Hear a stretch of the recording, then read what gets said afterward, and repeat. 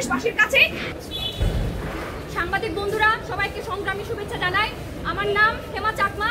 যেহেতু আপনারা আমার নাম জানছেন, আমার নামের শেষের দিকে চাকমা টাইটেলটা আছে, তো সেক্ষেত্রে সেই ধারাবাহিকতায় যদি আমি আজকে বলতে চাই, গতকালকে যমুনা টিভির একটা আলোচনা সভায় আমাদের যে ঐতিহাসিক বটতলা আছে সেইখানে বলা হয়েছিল যে চাকমা জনগোষ্ঠী হচ্ছে মুক্তিযুদ্ধের কোনো স্টেক ছিল না। আমি এই মন্তব্যের তীব্র নিন্দা জানাই, তীব্র ঘৃণা জানাই। এই কারণে এই মুক্তিযুদ্ধ কোনো নির্দিষ্ট গোষ্ঠীর না, এই মুক্তিযুদ্ধ সবার, এই মুক্তিযুদ্ধের জাতি ধর্ম বর্ণ নির্বিশেষে সকলের একটা অংশগ্রহণ ছিল। আপনারা জানেন পাহাড় থেকে সমতলে আমরা সবসময় লড়াই করে আসছি। আমাদের এই চাকমা বা চাকমা সহ ত্রিপুরা মারমা জনগোষ্ঠী যারা আছি, আমাদের এই সংগ্রামটা অস্তিত্বের লড়াই।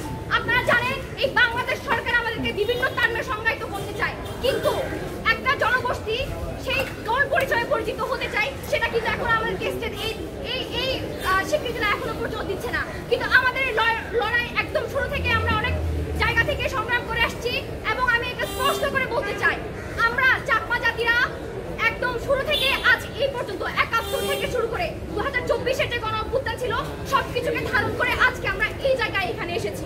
এবং আমি আজকে বলতে চাই, গতকালকে আমি যখন এই বক্তব্যটা দেখেছিলাম সারাদিন প্রচারণা ক্যাম্পেইনের পরে, যখন আমি হলে গিয়ে দেখি যে আমার জাতির বিরুদ্ধে এইভাবে ক্যাম্পেইন করা হচ্ছে, বাংলাদেশ ছাত্র শিবির সমর্থিত যে প্যানেল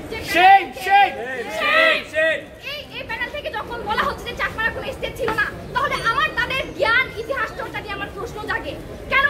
ঠিক আমি প্রথমে আমার দায় স্বীকার করে নিচ্ছি, চাকমারা জাতিটি প্রায় পাকিস্তান পন্থী ছিলেন, কিন্তু তার মানে এই নয় যে সব চাকমারা পাকিস্তান পন্থী ছিলেন। আপনারা জানেন অনেক চাকমা জনগোষ্ঠী আছে যারা মুক্তিযুদ্ধে সক্রিয়ভাবে অংশগ্রহণ করেছিল, এবং আমাদের মধ্যে, আমাদের জাতির মধ্যে এই টেন্ডেন্সিটা ছিল না যে মুক্তিযুদ্ধের সার্টিফিকেট আমরা কিনে, আমরা সার্টিফিকেট নাম নিয়ে আমরা পরবর্তীতে সুবিধা অর্জন করব। আপনারা জানেন চাকমা জনগোষ্ঠীরা সবসময় আগে থেকে ছিল, শুধু চাকমা জনগোষ্ঠী ছিল না, এখানে মারমা ত্রিপুরা থেকে শুরু করে সবার একটা সক্রিয় অংশগ্রহণ ছিল। আমি সুস্পষ্টভাবে বলতে চাই, চাকমা সহ পাহাড়ের যত সব গোষ্ঠীগুলো আছে তারা সবাই একাত্মপন্থী এবং ২৪-এর গণ অভ্যুত্থানকে ধারণ করে। এখন কালকে যে ঘটনা নিয়ে যদি আমি একটু বলতে চাই, যে শিবির সমর্থিত যে প্যানেলটা, সেখানে মুক্তিযুদ্ধ এবং গণ আন্দোলনের যে সম্পাদক প্রার্থী ফাতিমা তাসলিম ঝুমা, সেখানে তার যে মন্তব্য সেটার বিরুদ্ধে আমি এখনো এই পর্যন্ত স্পষ্ট করে বলতে চাই, এই মুক্তিযুদ্ধ কারো পারবেন না। কারণ এই মুক্তিযুদ্ধের ঘটনা যদি আমরা একটু শুনি এবং যদি আমরা ইতিহাস দেখি, আমরা যদি এই কথা বলতে চাই যে ৫৮ সালের যে আইয়ুব খানের শাসনামলে শেখ মুজিবুর রহমানকে কারা হচ্ছে কি মানে আশ্রয় দিয়েছিল, কক্সবাজারের যে চাকমা আছে তারা সবাই ওখানে আশ্রয় দিয়েছিল, এবং এরপরে মেজর জিয়াউর রহমানকে নদী পার করে দিয়েছিল মৃগাঙ্গ চাকমা, আসল নাম হচ্ছে গোরাঙ্গ চাকমা, এবং যেই চাকমা রাজা ত্রিদিপ্রায়কে নিয়ে আপনারা পাকিস্তান করতে করেছেন, সেই পরিবারের আরেকজন সদস্য কে রায় তার কলকল নিয়ে ত্রিপুরায় গিয়েছিলেন মুক্তিযুদ্ধ করতে। এবং সেই সাথে আমি যদি বলতে চাই, এখনো অনেক মানুষজন আছে যারা হয়তো আমাদের সাথে নাই, যেমন আমি কিছু নাম আমি উল্লেখ করছি, চারুবিকাশ চাকমা, হেমরঞ্জন চাকমা, খগেন্দ্র চাকমা, বিমলেন্দু দেওয়ান, আনন্দবাসী, কৃপাসুখ চাকমা সহ অগণিত মুক্তিযোদ্ধা এই আমাদের মুক্তিযুদ্ধে মানে সক্রিয়ভাবে অংশগ্রহণ করেছেন, এবং যুদ্ধ শেষ করে তারা কিন্তু এই জিনিসটা কিন্তু মনে করেন যে আমাদের সার্টিফিকেট দরকার। এই সার্টিফিকেটের নাম করে কোনো টিকে দেওয়ার কথা তারা কখনোই ভুলেনি।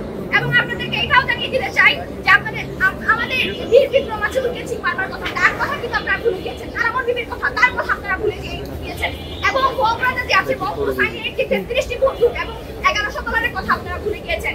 কিন্তু আমি এই কথাটা স্পষ্টভাবে বলতে চাই যে আমরা ভুলে যাইনি, দেশবাসী ভুলে যায়নি, এবং এখনো পর্যন্ত আপনারা যারা এখনো দেখছেন সবাইকে বলতে চাই এই জিনিসগুলো কথা আমরা এখনো ভুলে যাইনি। এবং মহান মুক্তিযুদ্ধের যে ইতিহাসকে বিকৃতি এবং হীনভাবে উপস্থাপনের চেষ্টার জন্য ঝুমা এবং শিবির কর্তৃক প্যানেলের শিবির সমর্থন প্যানেলকে ক্ষমা চাইতে হবে দেশবাসীর কাছে। আপনারা জানেন ডাকসুর গঠনতন্ত্র অনুযায়ী এটা কিন্তু একদম এই গঠনতন্ত্রের পরিপন্থী। তো সেক্ষেত্রে আমি চাইবো যে তারা দেশবাসীর কাছে ক্ষমা চাইবে। কালকে আমি যখন পোস্ট করেছিলাম ফেসবুকে, সেখান থেকে আমার শুরু হয়েছিল, আমার ওয়ালে যদি আপনারা এখন যান, আমার ফেসবুক প্রোফাইল যদি আপনি যান, পাতলা পায়খানার মতো পথ বাহিনীরা আমাকে আক্রমণ করছে। কেন ভাই, কেন করবেন আপনারা পাতলা পায়খানা, কেন পথ কেন করবেন, আপনারা ভাড়া করছেন।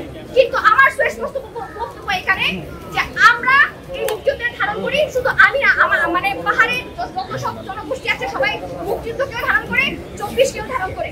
এখন করে। এই কথা আমি বলে শেষ করতে চাই, আপনারা যারা দেশের পন্থী, বাংলাদেশ পন্থী, আমরা সবসময় আমাদের প্রথম পর্যায়ে বাংলাদেশ পন্থী,